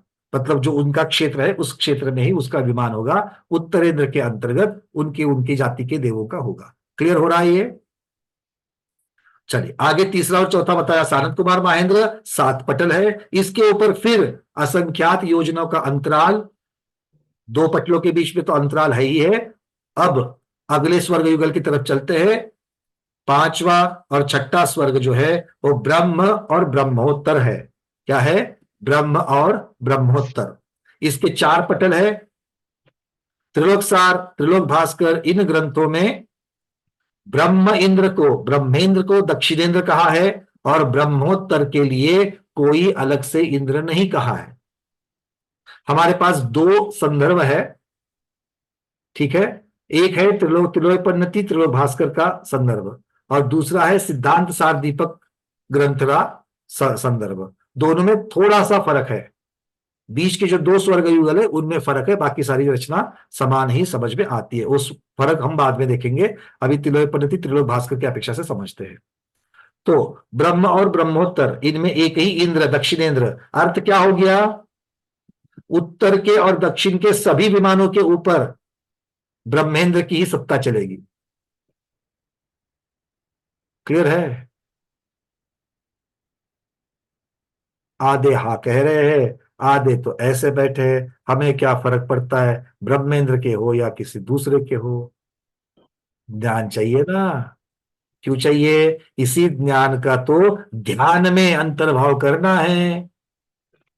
क्योंकि इन विमानों को नहीं समझेंगे तो विमानों के अंतर्गत जो अकृत्रिम चैत्यालय है उनकी वंदना कहां से करोगे? है ना? तो कहाँ है विभाग, कहाँ है अकृत्रिम चैत्यालय, ये समझना चाहिए। ठीक है, आगे चलते। प्रश्नोत्तर को मैं लूंगा कि तो थोड़ा सा समय, एक 5-10 मिनट के बाद में। फिर ब्रह्म और ब्रह्मोत्तर के बाद में हम चलेंगे लांतो और कापिष्ट। तो ये 4 जो है, 4 पटलों के बाद में चलेंगे लांतो और कापिष्ट। अब ये लांतो और कापिष्ट जो देव है, इन दोनों में भी जैसे हमने पहले कहा था, जो बीच के जो 4 युगल है उनमें एक ही इंद्र है। तो लांतो कापिष्ट में त्रिलोकपन्नति त्रिलोक भास्कर में लांतवेंद्र कहा गया है, अर्थात लांतवेंद्र को दक्षिण इंद्र माना गया है और कापिष्ट के साथ में कोई भी इंद्र नहीं लगाया गया है। तो पूरे के पूरे स्वर्ग युगल के ऊपर लांतवेंद्र की ही सत्ता चलती है। इनके कितने युगल है? इनके 2 ही युगल है। इनके कितने युगल है? 2 युगल है। अब शुक्र और महाशुक्र, ये 9वां और 10वां स्वर्ग है। अर्थात 5वां युगल, 9वां और 10वां स्वर्ग शुक्र और महाशुक्र है। तिलोय पद्धति में कहते हैं महाशुक्र जो है वो दक्षिणेंद्र है, महाशुक्र जो है वो दक्षिणेंद्र है। इनके कितने पटल है? इनका एक ही पटल है, इस स्वर्ग युगल का एक ही पटल है। इसके ऊपर फिर से जब चलेंगे तो असंख्यात योजन का अंतराल सभी बीच बीच के स्वर्गों में समझ लेना, और फिर आगे बढ़ेंगे।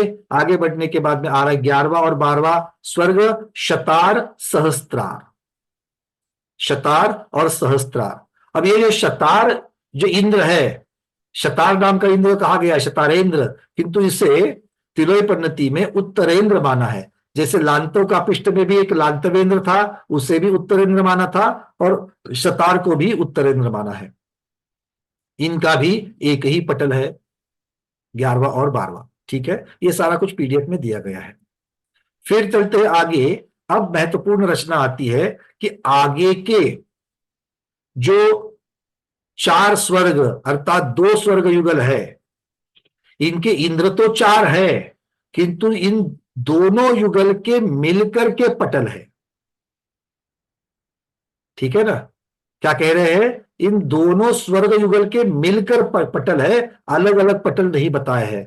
तो अंतिम 2 स्वर्ग युगल अर्थात 4 स्वर्गों के मिलकर के 6 पटल बनाए गए हैं। कितने पटल है? 6। इसमें 13 और 14 नंबर में आनत स्वर्ग, प्राणत स्वर्ग, और 15वां स्वर्ग आरण, 16वां स्वर्ग अच्युत स्वर्ग माना गया है। ठीक है, आपके सामने यहां पर भी इस रचना में आपको बाजू बाजू में बताया गया था। आगे अब जो आधार की अपेक्षा से जो वर्णन चल रहा था, वहां पर हमने देखा सौधर्म और ईशान स्वर्ग के विमान जलाधार के ऊपर है, सारद कुमार महेंद्र के पवन के आधार पर सिर्फ वायु है। फिर आगे चलने के बाद में जब देखेंगे ब्रह्म ब्रह्मोत्तर, उसके बाद में लांतो का पिष्ट, शुक्र महाशुक्र, शतार सहस्त्रार, आनत अथ शता सहस्त्रार अर्थात 12वें स्वर्ग तक, अर्थात बीच के जो 4 स्वर्ग युगल है ये सभी जल और पवन मिक्स है, ये दोनों के आधार से है 12वें स्वर्ग तक। उसके ऊपर जब चलेंगे तो आनत प्राणत और आरण अच्युत जो अंतिम 6 पटल है, ये किसके आधार से है? अंतिम 2 स्वर्ग युगल के 4 स्वर्गों के आचार्य भगवान कहते हैं शुद्ध आकाश के आधार से है। ठीक है, शुद्ध आकाश के आधार से, मतलब जल भी नहीं पवन भी नहीं, दोनों भी वहां पर नहीं है, इस प्रकार से आप कह सकते हो। पंकज जी, हाँ महाराज। जो समुद्र से पानी का बाष्पीकरण होता है, बादल बनते हैं, फिर बादल जलाशय का रूप इत्यादि लेते हैं, तो यहाँ पर जो सुमेरु पर्वत के ऊपर की आप चर्चा कर रहे हैं, तो वहाँ घनोदरी वात वाले, घन वात वाले इत्यादि वात और जल, इनका सम्मिश्रण रूप से ये पानी का निर्माण कैसा होता है? दूसरी बात, विमान ये तो जो है बहुत बड़े बड़े वेट वाले वजनदार है, तो ये पानी के आधार से कैसे आधारित होते हैं? महाराज सबसे पहले तो दूसरा प्रश्न जो आपने पूछा उसी को हमने कहा, यहाँ पर आधार शब्द का अर्थ ऐसा नहीं कि इसको टेक करके या उसका सपोर्ट लेकर के वो खड़े हैं। आचार्य भगवान इसको कहते हैं कि इनके आजू बाजू में किस प्रकार का वातावरण है, आजू बाजू में क्या है, उसको ये आधार कहा है। जैसे अगर हम लोग जब चलते हैं तो हम आकाश के आधार से चल रहे हैं, तो आकाश के आधार से चल रहे हैं, आकाश ने अवगाहना दी है, इस प्रकार का अर्थ जब लगाते हैं तो वहां पर आधार शब्द सिर्फ सहकारी निमित्त हो जाता है, वो मुख्य निमित्त नहीं है कि वो वहां पर स्थिर है। तो उनका मुख्य स्थिर स्वभाव रहने का जो स्वभाव से वो स्वयं वहां पर स्थिर है, ये उसका अर्थ है। दूसरी बात, जल की निर्मित कहां से होती है? तो जल ये जो है ये 6 द्रव्यों में से पुद्गल द्रव्य है, और पुद्गल द्रव्य जो है ये तीनों लोक में अपने आप स्वभाव से है। तो हम यहाँ पर अपने आसपास में जो जल का बाष्पीभवन होकर के जल बिंदु बाष्प और उसके बादल बनकर के फिर से ये होने की प्रक्रिया है, ये एक अलग प्रकार की प्रक्रिया है, हम लोग अपने यहाँ पर देखते हैं। किंतु इसके अपेक्षा से आगे बढ़कर के भी बहुत अलग जगह पर स्वभाव से जल है, और चूंकि वो जल वहां पर है स्कंद रूप में है, वो पुद्गल है तो स्कंद रूप में है, पुद्गल के स्कंद बनते हैं, इसका मतलब वो स्कंद रूप में है। अब इनके ये पुद्गल है इसलिए इनमें क्रियावती शक्ति भी है। अब ये क्रियावती शक्ति होने के बाद अब वो क्रियावती शक्ति कितनी क्रियात्मक उनकी होगी, क्योंकि अब ये मैंने शब्द इसलिए लगा रहा हूं क्योंकि तुलना हो रही है, क्योंकि हमारे आसपास जो बाष्पीभवन हो रहा है तो जल का बाष्प ये भी पुद्गल से पुद्गल हो रहा है, क्रियावती शक्ति के साथ में हो रहा है।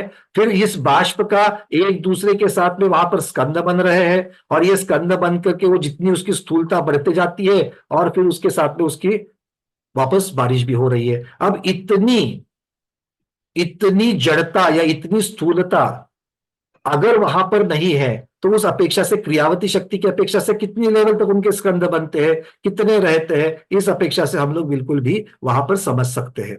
ये एक बात हो गई।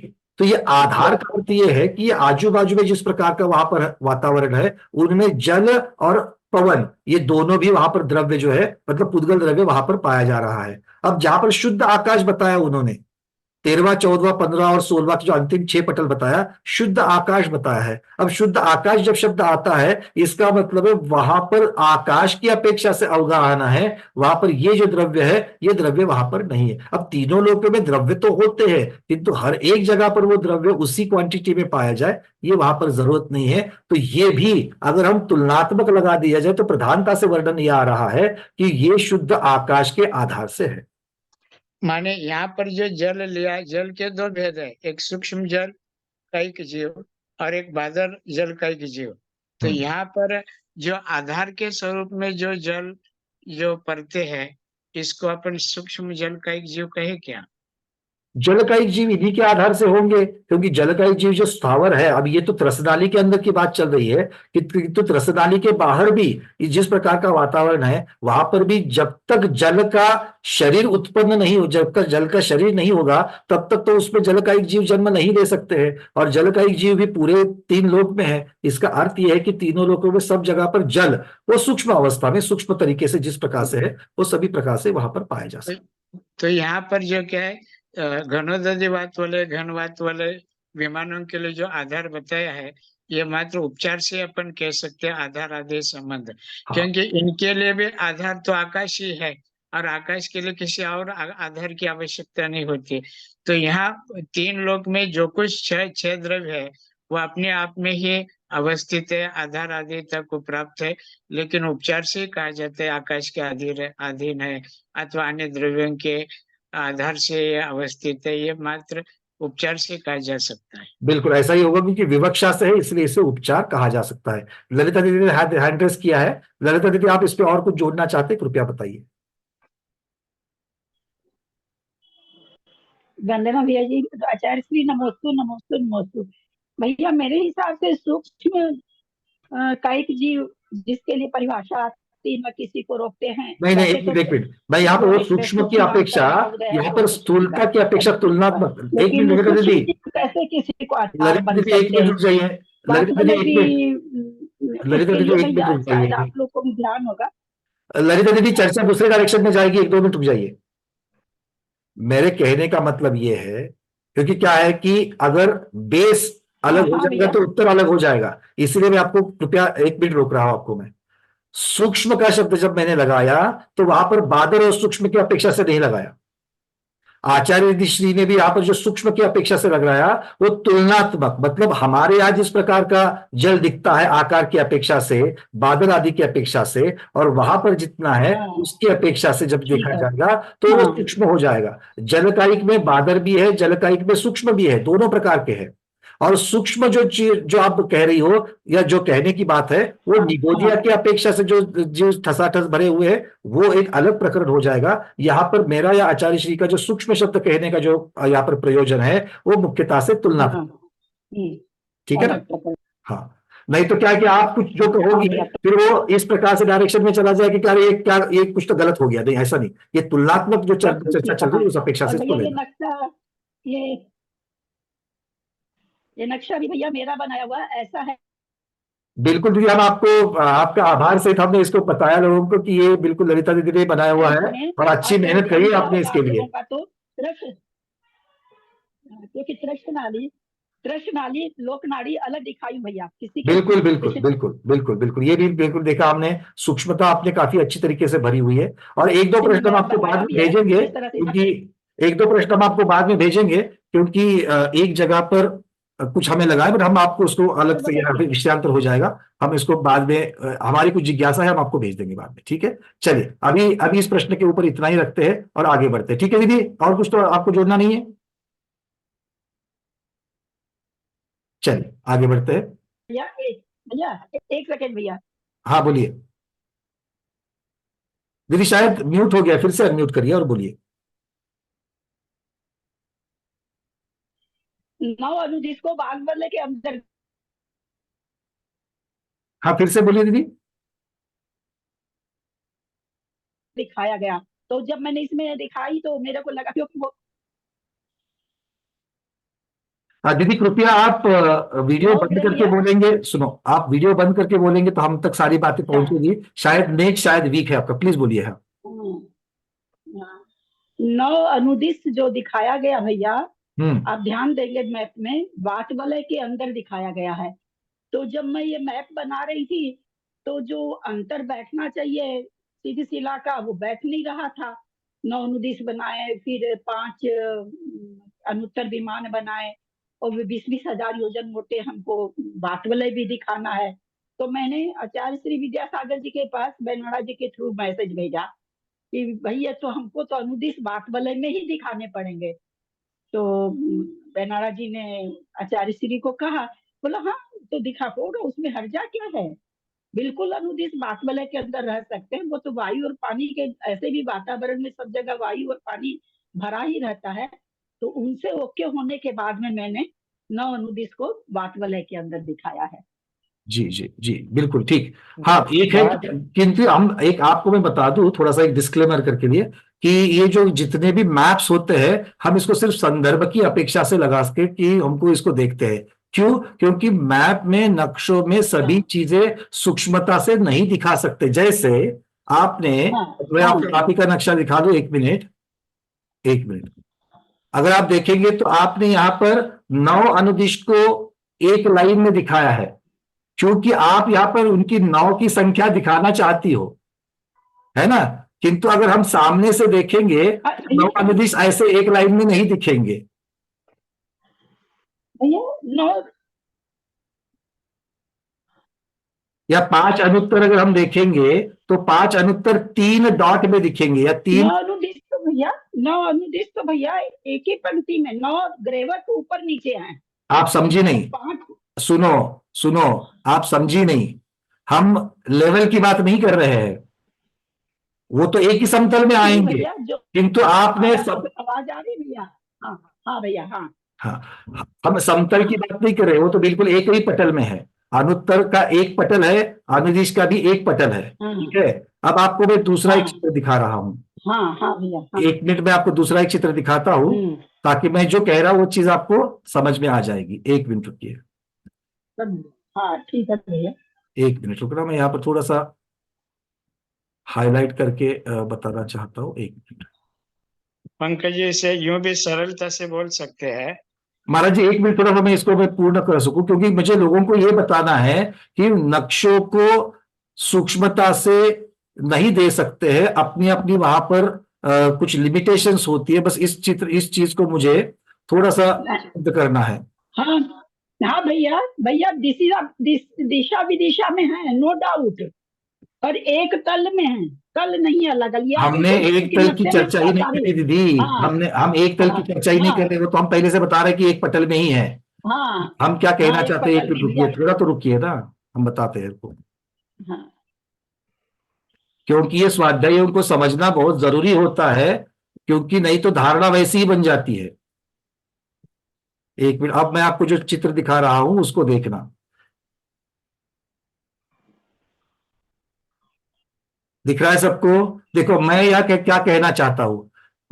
5 अनुत्तर को देखोगे तो ये ऊपर का, इंजीनियरिंग लैंग्वेज में कहोगे, ड्राइंग की लैंग्वेज में कहोगे, नक्शे की लैंग्वेज में कहोगे, तो ये टॉप व्यू है, और दीदी ने जो दिखाया वो फ्रंट व्यू है, ठीक है ना। जैसे ये अगर मोबाइल है, ये ऊपर से कैसे दिखेगा, तो आपको ये ऐसा आयताकार दिखेगा, है ना, किंतु अगर सामने से देखेंगे तो एक लाइन हाँ हाँ दिख भैया, रहा है। हाँ ठीक है, अगर आप 5 अनुत्तर को हाँ देखोगे तो आपको क्या हाँ दिखेगा, हाँ भैया, वहां पर 3 ही विमान दिखेंगे आपको सामने से, क्योंकि बीच के तीनों विमान एक लाइन में दिखेंगे आपको, तो एक हाँ दिखेगा उसकी हाँ, तरफ, है ना।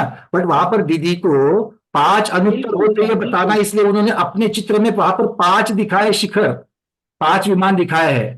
पर वो 5 विमान एक के बाजू में एक, भले एक समतल में हो, किंतु बाजू में एक के बाजू में एक 5 ऐसे नहीं होते हैं। ये कैसे होते हैं इसको समझने हाँ के लिए आपको ये टॉप व्यू देखना पड़ेगा। यही चीज है नौ अनुदिशों की। नौ अनुदिश कैसे दिखते हैं, आपको टॉप व्यू हाँ, पर दिख रहा है। तो ये 4 दिशाओं में, 4 दिशाओं में और बीच में इंद्रक इस प्रकार से होते हैं। ये एक ही समतल में है, हाँ भैया, किंतु सामने से जब हाँ देखेंगे, हाँ, फ्रंट व्यू में जब देखोगे तो ये एक के बाजू में एक नौ तो नहीं 5 ही दिखेंगे, दिखेंगे, किंतु इसको नौ है, नौ 5 ही होते दिखेंगे। हुए दिखाने के लिए दीदी हाँ को ऐसा दिखाना आवश्यक होता है। इसीलिए हाँ, नक्शों की अपनी भाषा होती है, उस भाषा के अनुसार मूल आगम को समझना बहुत जरूरी है। ललिता दीदी, हम ये कहना चाह रहे हैं। हाँ समझ गई भैया। आप नहीं दिखाए थे उसके पहले भी मैं समझ गई थी आपकी बात। चलो, भैया जैसे अब नंदीश्वर द्वीप का मैंने बनाया, तो तीनों उस पंचमेरु का, अब उसमें हम 3 प्रतिमा दिखा पा रहे हैं, चौथी तो दिखाई नहीं पा रहे हैं। बिल्कुल वो दूसरे साइड में होगी, बिल्कुल सही है। हाँ, दूसरी साइड मेरू के उसको ऊपर नहीं भी, दिखा पा रहे, मेरू वही के चीज ऊपर भी भैया। आपने बढ़िया से दिखाया है। मेरू के भी आपने दिखाया हाँ कि एक सामने से प्रतिभा दिख रही है, 2 प्रतिभाएं साइड से दिख रही है, मतलब जितनी सूक्ष्मता में डाल सकते हो आपने हाँ बढ़िया से डाला है। बट जब तक 3 डायमेंशनल नहीं करोगे, वीडियो में आप 3 डायमेंशनल में हाँ जगह से दिखा सकते हो। चूंकि ये एक प्रतर में होता है, इसे प्रतर मतलब एक प्लेन कहा जाता है। एक प्लेन में जब होता है तो सारी चीजें, अब उसकी एक मर्यादा आ जाती है। तो इसीलिए बहुत सारे स्वाध्यायों को भ्रांति होती है, और वो उत्तर भी ऐसे ही लिखते हैं कि अनुत्तर के 5 एक लाइन में 5, ऐसा नहीं है। ठीक है ना, बस इस चीज का लगे दीदी क्लियर है ये सब चीजें। हाँ, नहीं नहीं भैया। चलो हाँ आगे बढ़ते हैं। हाँ हाँ भैया, हाँ भैया, बिल्कुल बिल्कुल। चलिए आगे बढ़ते हैं। अब विषय को थोड़ा सा आगे बढ़ा करके, अभी समय कितना बचा है तो हम प्रश्नोत्तर को ले लेंगे। 1 मिनट। चलिए, समय खत्म होने के लिए आ रहा है। तो आज इस विषय को, जहां तक हमने 16 स्वर्गों की रचना की है, 16 स्वर्गों की रचना कैसी होती है वहां तक हम लोग इसको रोक लेते हैं। अब कुछ प्रश्नोत्तर की चर्चा चालू कर लेते हैं। चलिए माया दीदी, 1 या 2 प्रश्नों को लेंगे, उतना ही समय हमारे पास है। माया दीदी बोलिए। हाँ, उसके पहले 1 मिनट, माया दीदी, प्रमोद जी का हाथ पहले से ऊपर था, पहले प्रमोद जी को कहते फिर आपको। अच्छा, मैं ये छोटा सा ये क्वेश्चन था मेरा कि जैसे ज्योतिषवासी कोई विमान रहते हैं तो इनको विमान क्यों नहीं कहते, मतलब ये मेरा थोड़ा सा था। ज्योति, हाँ, ये तो पूजपात स्वामी ने जो कहा है, पुण्यात्मा, ये 2-3 जो उन्होंने उसके साथ संदर्भ लगाए हैं, क्योंकि अकेले इसलिए वन भी, अकेले शिखर होना, या उनको विमान, ये संज्ञा किस अपेक्षा से, ज्योतिषवासी उनके भी तो विमान है, उनको भी विमान ही कहा गया है। क्योंकि विमान की एक सामान्य परिभाषा इस प्रकार से है कि जो हवा में गमन करे वो विमान, इस प्रकार से भी इसकी एक परिभाषा है। अब चूंकि ज्योतिषवासी उनके जो सारे विमान हैं, वो रचनाएं 2.5 द्वीप के अंतर्गत इस प्रकार से चलती तो है, वो या अपनी 2.5 द्वीप के बाहर वो स्थिर रहती है, वो भी अवकाश में ही है, इसलिए उनको विमान कहने में और कोई उस अपेक्षा से उसको विमान कहा गया है, उस विवक्षा से कहा गया है। यहां पर जो उनको विमान कहा गया है, अब विमानों को भी उन्होंने फिर 2 प्रकार से बताया। एक बताया उनको स्वभाव से उत्पन्न, और दूसरे विक्रिया से उत्पन्न। अब तो वो स्वभाव से जो उत्पन्न है, उनकी भी मतलब जिस प्रकार से उन्होंने कहा है कि विमान फिर भले वो स्वभाव से उत्पन्न हो या विक्रिया से उत्पन्न हो, उसकी रचना में उन्होंने उसका मंडप होना, शिखर होना, इतनी ही बात नहीं कही है। उसके साथ में उनको कहा गया है इसके अंदर रहने वाले जीव पुण्यात्मा। वो अब तो ठीक है। पुण्यात्मा तो फिर देवगति के जीवों को भी कहा जा सकता है, बाकियों को। हाँ, बट तुलनात्मक देखा जाए तो वैमानिक देव ज्यादा पुण्यात्मा होते हैं। इसी चीज का जिक्र मैंने पहले कहा कि सुख, द्युति, लेष्टा और आयु की अपेक्षा से वो ज्यादा पुण्यात्मा है। इस प्रकार से समझ सकते मतलब 2 तरह के विमान तो इनके भी होंगे, ये भी जो है क्योंकि इनके हैं। भी बिल्कुल, हैं, दोनों तरह के बिल्कुल। विमान हैं इनके तो पास। एक कथन, एक सामान्य कथन होगा और दूसरा ठीक है, विशेष कथन होगा, इस प्रकार बस से यही समझ। फर्क के बाद खाली कुछ बच। हाँ जी, ठीक। हाँ माया दीदी, पूछिए आपका प्रश्न। वंदना भैया. हाँ, हा भैया, दक्षिणेंद्र आहेत सगळे, सौधर्म, सानत कुमार, लांतव, ब्रह्म. मग हे सगळे एक भवावतारी आहे. आणि मग शुक्र महाशुक्र मध्ये महाशुक्र दक्षिणेंद्र कसे काय? तो नाम इधर लिखा है, इसका अर्थ यह नहीं है कि वो दक्षिणेंद्र उत्तरेंद्र होते कि नहीं होते हैं। ठीक है ना। म्हणजे शुक्र महाशुक्र अशी जोडी आहे ना, तर मग महाशुक्र हाँ हे तो पहले दक्षिणेंद्र जिसका आहे. नाम आ गया वही दक्षिणेंद्र हो, ये जरूरी नहीं, हम यही कह रहे हैं, ठीक है ना? असं चलिए, आहे का? ठीक आहे. ये देखो, ये अपनी धारणा होती है कि पहला नाम बताया वो दक्षिणेंद्र, फिर दूसरा आएगा उत्तरेंद्र, यही है। फिक्स धारणा नहीं करना है, जिस प्रकार से उसको उसी तरीके से ग्रहण करना है। और एक तिलोरी पद्धति में आ गया है, फिर दूसरे ग्रंथों में किस अपेक्षा से आया है, ये भी बहुत महत्वपूर्ण विषय है। और किसी का प्रश्न है? ये चर्चा तो काफी पहले भी हुई है। ज्योतिषवासी देवों के विमान में 2 प्रकार के होते हैं क्या? अब 2 प्रकार के मतलब अविनश्वर और विनश्वर है, दोनों प्रकार के, क्योंकि वो भी तो विक्रिया करते हैं, वो उनके भी तो अपने अभियोगी जाति के देव है, तो उसमें से अभियोगी जाति के देवों को विक्रिया के साथ में लेकर के वो भी तो चले जाते हैं। कहाँ चले जाते हैं? समौसरण में आते हैं, नंदीश्वर द्वीप में जाते हैं, तो वो भी अपने विमानों के साथ ही जाते हैं। तो वो वैक्रयिक विमान जो है वो अनित्य, और जो स्वभाव वाले उत्पन्न है वो नित्य, इस प्रकार से लेना। दीपा दीदी बोलिए। वो दक्षिणेंद्र और उत्तरेंद्र का चल रहा है ना, तो दक्षिणेंद्र की सत्ता रहती है। दोनों स्वर्ग में एक पर ही जहां पर 2 स्वर्ग, एक स्वर्ग युगल में दोनों भागों में एक ही इंद्र है, वहां पर तो सभी के ऊपर एक ही इंद्र की सत्ता चली। 10 पद रहते हैं, वो दोनों जगह रहते हैं 10 पद। हाँ, सभी, मतलब जो एक इंद्र दोनों में मिलकर के एक इंद्र है, वो पूरे सभी पटल के सभी विमान, इस साइड के भी और दूसरी साइड के भी, दोनों साइड के भी वही देखेंगे। 20 स्थान वो संभालेगा, दोनों के दोनों उन्हीं के अधीन। ठीक है, चलिए। हाँ, मानिक पाटिल दीदी बोलिए, और फिर उसके बाद प्रमोद जी, अंतिम प्रश्न आपका। वंदना भैयाजी. हाँ दीदी बोलिए। वैमानिक देवांचं जे विमान सांगितलं, एक स्वभाव आहे आणि एक वैक्रिय. हम्म. तर म्हणजे अभ्युदय जातीचे देव जे ते वैक्रिक विमान म्हणायचं का आपण? देखो, अभियोग्य जाति के देव स्वयं में तो देवगति के जीव है ना, वो तो संसारी जीव है। हाँ. जब वो विमान का रूप धारण करते हैं विक्रिया से, तो उसको तो विनश्वर टाइप के, अनित्य टाइप के, टेम्पररी टाइप का विमान कहेंगे। अच्छा. क्योंकि वो विमान का रूप धारण करके चले जाते हैं।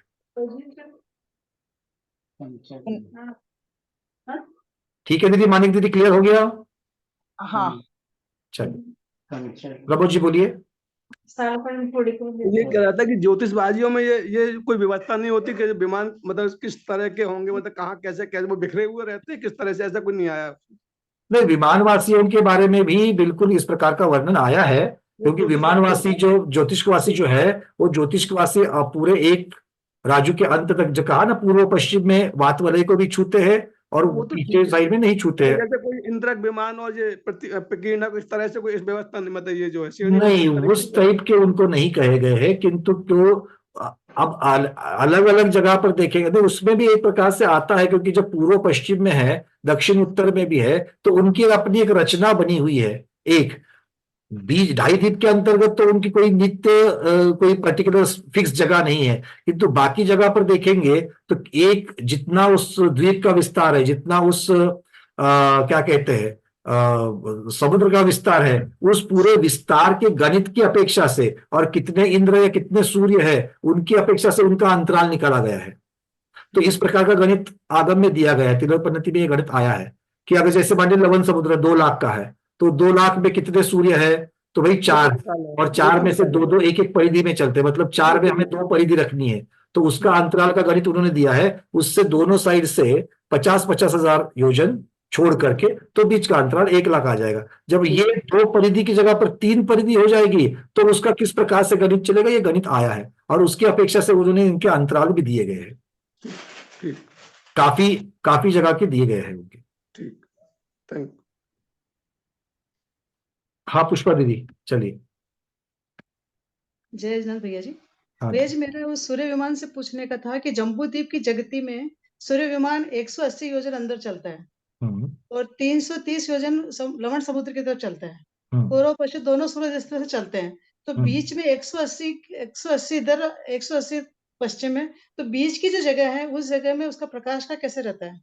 हाँ, प्रकाश की उनके आगम में ये भी उत्तर आया है कि किस प्रकार का तम भाग और किस प्रकार से प्रकाश का भाग जो है किस प्रकार से आता है। कल इसके ऊपर हम और भी भाष्य करेंगे क्योंकि आपने इसके ऊपर पूछा है। और बाकी के जो ग्रह गोल तारे हैं, मतलब आपको कहने का मतलब है कि भाई वो जो नजदीक में 1121 योजन होकर के जो चल रहे हैं, अब वहां तक तो सूर्य नहीं पहुंच रहा है, क्योंकि हाँ 50,000 में से सिर्फ 180 योजन ही चल रहा है। तो इस साइड में कौन देगा, है ना। तो ये, या फिर अगर मान लो वही सूर्य जब पूर्व विधेय में या पश्चिम विधेय में आते हैं तो भी कितना जगती से 180 योजन ही आएगा। तो जो बचा हुआ जो उसका 50,000 में से ऑलमोस्ट 49-49,000 जो काफी बड़ा एरिया है, उसमें कौन, वहां पर प्रकाश कहाँ से मिलता होगा, है ना। तो इसकी चर्चा भी कल करेंगे। चलिए जी भैया, जी भैया। कुसुम दीदी बोलिए, इसके आगे के सारे प्रश्न व्हाट्सएप पर भेज दीजिएगा। वंदना भैया जी, मैं हाँ दीदी। एक तो यही प्रश्न कर रही थी कि लवण सूत्र में फिर रात दिन का कैसे होता है, जो दीदी ने अभी पूछा है।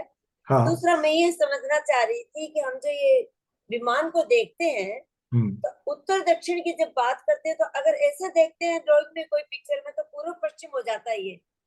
नहीं, फिर से बोलिए, फिर से बोलिए। विमान हम पिक्चर में कोई तस्वीर में देखते हैं, मैप में देखते हैं, जैसे हाँ। सौदर्भ इंद्र का विमान है या ईशान इंद्र का विमान है, बाजू बाजू बाजू में चलता ना, हम बोलते हैं दक्षिणेंद्र उत्तरेंद्र। तो यदि हम ऐसे देखते हैं तो ऐसे पूर्व दिशा होती है, इधर पश्चिम दिशा होती है। क्योंकि ऐसे देखते हैं तब, जैसे आपने मोबाइल में बताया, हाँ, ऐसे देखते हैं तो वो हमको पता चलता है कि एक इधर है या एक उधर। बिल्कुल बिल्कुल बिल्कुल, नहीं तो आप दाएं बाएं समझ करके चलते हो। हाँ हाँ, दाएं बाएं की अपेक्षा से तो ठीक है कि तो ये ऐसे लेना चाहिए, ऐसे नहीं, ऐसे है। ऐसे लेंगे तो हमको लगेगा कि और हाँ, ये एक पटल यहाँ पर है, इसके ऊपर एक पटल, इसके ऊपर एक पटल, तो इस प्रकार से चलेंगे सर। ऐसे हो जाएगा, हाँ, ऐसे ऐसे ऐसे ऐसे। बिल्कुल। और अभी भी जब मैं बता रहा हूं तो ये लेफ्ट राइट हो रहा है, ये इनफैक्ट दक्षिण उत्तर मतलब इस प्रकार से चलेंगे, आगे पीछे आगे पीछे इस प्रकार। अब क्या है ना कि आप तीन लोग का नक्शा कैसे किस डायरेक्शन में दिख रहे हो, पढ़ने वाला कहां पर है, इसीलिए रेफरेंस सिस्टम एक चीज कही जाती है कि जब भी आप इंजीनियरिंग ड्राइंग देखोगे तो उसमें नॉर्थ कौन सी है, उसके डायरेक्शंस कौन से ये पहले साइड में बताया जाता है। तो इसीलिए यहाँ पर भी ऐसे, अब वो क्या है कि इतनी सारी सूक्ष्मता जो नक्शे है उसमें नहीं आती है। इसको ये पढ़ने का तरीका वही है, मतलब ड्राइंग को जो पढ़ने का तरीका है वही है। चल, आज के स्वाध्याय में इतना ही। आज के स्वाध्याय को गुरुओं के श्री चरणों में बारंबार नमोस्तु वंदनामि इच्छाकार करते हुए यहीं पर समापन करते हैं। जैनम जयतु शासनम, जैनम जयतु शासनम, जैनम जयतु शासनम।